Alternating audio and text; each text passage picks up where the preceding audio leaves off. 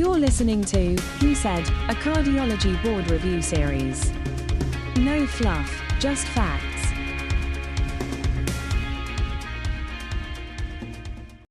This episode is about fibrinolysis. If you have no access to a PCI center within a 120-minute radius, you should give full dose lytics at 15 milligrams IV alteplase bolus as long as a patient has had symptoms for less than 12 hours. Facilitated PCI, which is the concept of half-dose lytics at 7.5 milligrams alteplase IV bolus prior to transfer to PCI, is a historical practice that is no longer recommended. But half-dose tenecteplase can be given for more than 75-year-olds who have no plan to transfer for PCI. If a PCI center is within 120 minutes away, do not give any alteplase. Just transfer right away with hope that wire crossing and reperfusion occurs within 90 minutes. If transfer would require 120 minutes before PCI can be delivered by the other center, then forget about PCI and just give TPA, as long as the symptoms started within the last 12 hours and the door-to-needle time is within 30 minutes. For STEMIs, time from STEMI diagnosis to fibrinolytic bolus administration should be within 10 minutes with a Class 1 indication. If you are catching the STEMI within 12 hours of onset, you can still give the fibrinolytic with a Class 2A indication. And if you are catching a STEMI 12 to 24 hours after onset, you can still give fibrinolytic if there's ongoing ischemia with a Class 2B indication. If either the chest pain has resolved or the symptoms started more than 24 hours ago, then thrombolysis is contraindicated. Fibrinolytics include streptokinase, alteplase, reteplase, and tenecteplase. Streptokinase, or SK, the first generation fibrinolytic, is an indirect plasminogen activator and therefore relatively nonspecific for fibrin. Because streptokinase is produced by beta-hemolytic streptococci, streptokinase is antigenic, causing allergic reactions in 5% of patients. Then we have alteplase, also known as TPA, short for tissue plasminogen activator.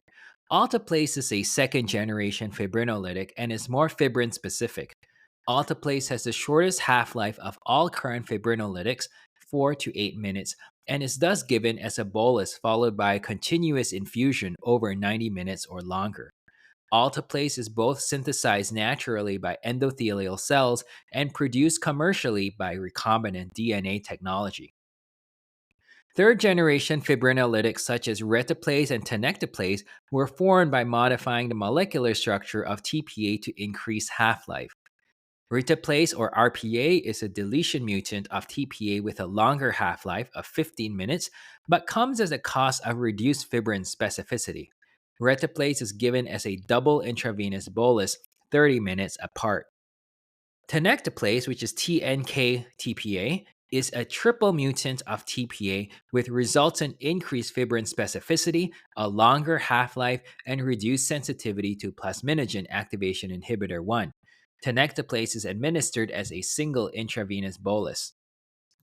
Third-generation fibrinolytics like the reteplase and tenecteplase result in 30-day post-MI mortality rates similar to TPA, but offer the convenience of bolus administration, as opposed to bolus followed by continuous infusion over 90 minutes that you do for alteplase.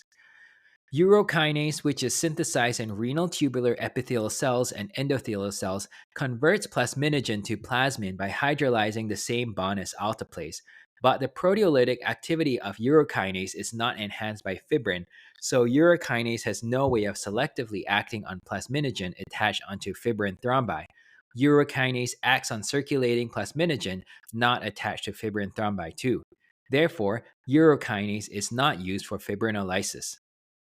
When you start DAT for a patient whom you are only giving fibrinolysis, not PCI, the clopidogrel should be 300 milligrams if 75 years old or under, and only 75 milligrams, no loading dose, if the patient is older than 75 years old. The DAP can be aspirin plus clopidogrel or aspirin plus ticagrelor. Other than giving fibrinolytic for the STEMI, you should also give an anticoagulant, aspirin 325 milligrams, and clopidogrel that we just mentioned. In terms of the anticoagulant, you want to give unfractionated heparin or alternatively enoxaparin or fondaparinux for a minimum of 48 hours and preferably for a duration of the index hospitalization for up to 8 days or until revascularization is performed for the STEMI when the patient can reach a PCI-capable center. The dose of enoxaparin depends on age and renal function. The dose of fondaparinux is 2.5 milligrams IV once, then 2.5 milligrams subcutaneous starting the next day, as long as creatinine clearance is more than 30.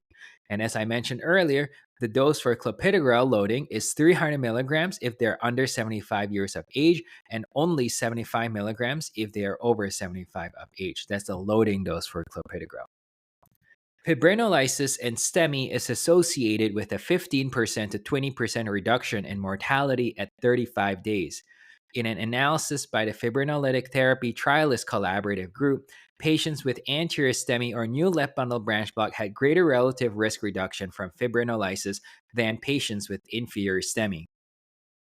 The absolute contraindications to TPA in STEMI are any prior intracranial hemorrhage, no matter how remote, known cerebral AV malformation, known intracranial tumor, ischemic stroke within past 3 months, active internal bleeding excluding menses, and suspected aortic dissection or pericarditis.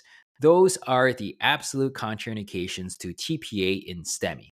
The relative contraindications to TPA in STEMI are severe uncontrolled blood pressure above 180 over 110, history of chronic severe poorly controlled hypertension, history of prior ischemic stroke more than 3 months ago, known intracranial pathology not covered in absolute contraindications, current use of anticoagulants with known INR above 2 to 3, known bleeding diathesis, recent trauma in the last 2 weeks, prolonged CPR more than 10 minutes, major surgery less than 3 weeks ago, non-compressible vascular punctures such as IJ or subclavian, recent internal bleeding within the last 2 to 4 weeks, pregnancy, active peptic ulcer disease, other medical conditions likely to increase risk of bleeding such as diabetic retinopathy.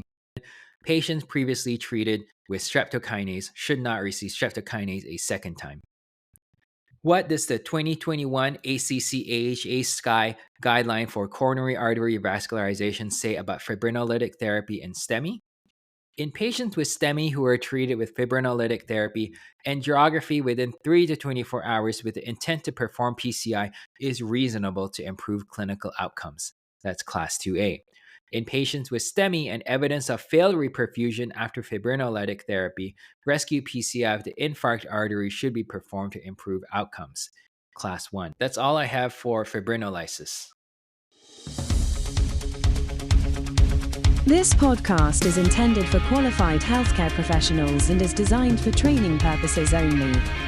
These materials should not be used for direct patient care or as a substitute for independent clinical judgment. For more educational content or to submit suggestions, visit www.rehu.com/meded.